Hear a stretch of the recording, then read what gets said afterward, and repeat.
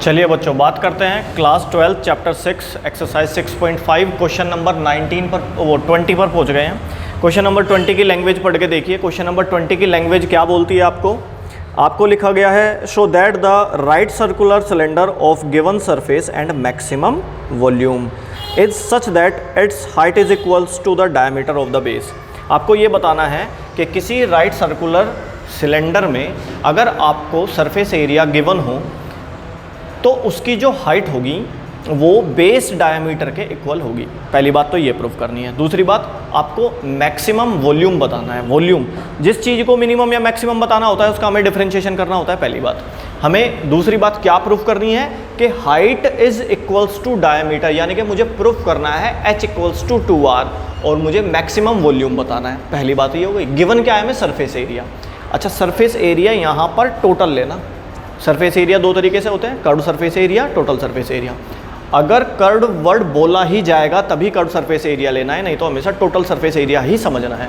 तो मेरे हिसाब से टोटल सरफेस एरिया होता है base parameter into height.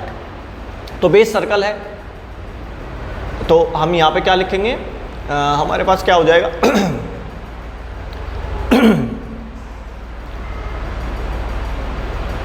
Total surface area लिखना है ना हमें। देखो टोटल सरफेस एरिया क्या होगा, बेस पैरामीटर है 2 पाई आर इंटू हाइट कर देंगे। ये तो हो गया कर्व। अब ऊपर से भी ढक दो उसको, नीचे से भी ढक दो। पाई आर स्क्वायर ऊपर जोड़ दो, पाई आर स्क्वायर नीचे जोड़ दो।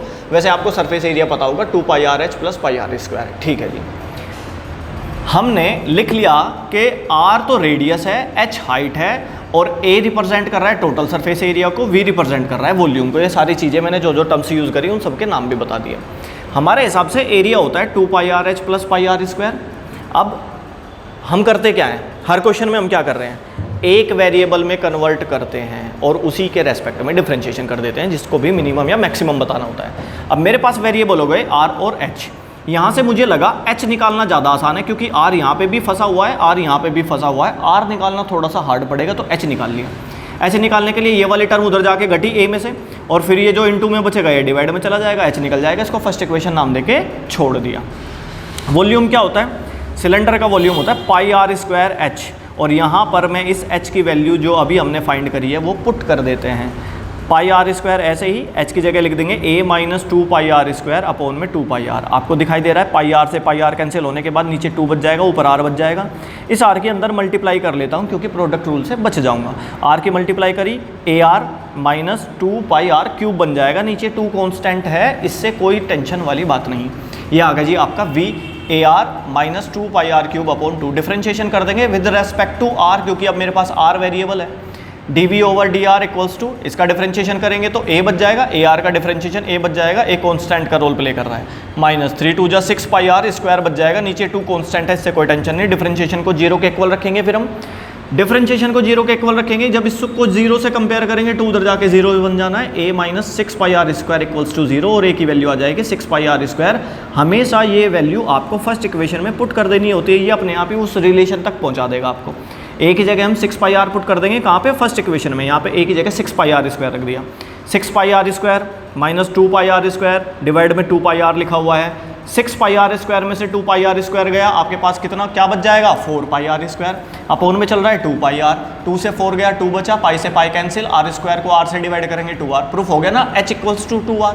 यही तो प्रूफ करना था। Height is equals to diameter of the base, और डायमीटर ही तो कहलाता है 2r। ये आपका प्रूव हो चुका है। ठीक है जी, अब आपको ये देखना है कि ये मैक्सिमम वैल्यू बनाता है कि नहीं, जिसका मतलब ये है कि आपको फिर से डिफरेंशिएशन करना पड़ेगा। Again differentiation. अब डिफरेंशिएशन कहाँ तक पहुँच गए थे जी हम? ये रहा हमारा डिफरेंशिएशन। अब इसका फिर से डिफरेंशिएशन करेंगे। नीचे कांस्टेंट लिखा हुआ, हमें कोई टेंशन की जरूरत नहीं है। अब मैं a का डिफरेंशिएशन करूँगा जो 0 बना देगा। माइनस 6 पाई आर स्क्वायर का करेंगे तो 12 पाई आर बना देगा। अपॉन में 2 कांस्टेंट ऐसे ही छोड़ देंगे हम उसको। ये आपस में कैलकुलेट हुआ, 0 तो कुछ नहीं लेंगे। माइनस के 12 को 2 से डिवाइड करेंगे, माइनस 6 पाई आर। हमें सिर्फ इस माइनस से मतलब होता है negative show maximum value. I think आपको ये भी समझ में आया होगा। लास्ट किसी क्वेश्चन में अगर कोई डाउट हो तो आप हमें कमेंट में बताइएगा। हम वही वाला टॉपिक जिस चीज़ में भी आपको दिक्कत आ रही हो फिर से रिकॉर्ड करेंगे, फिर से आपके लिए दोबारा से बना के दिखाएंगे। इसमें भी कोई डाउट हो तो आप हमें बता सकते हैं। तब तक के लिए मिलते हैं अगली वीडियो में।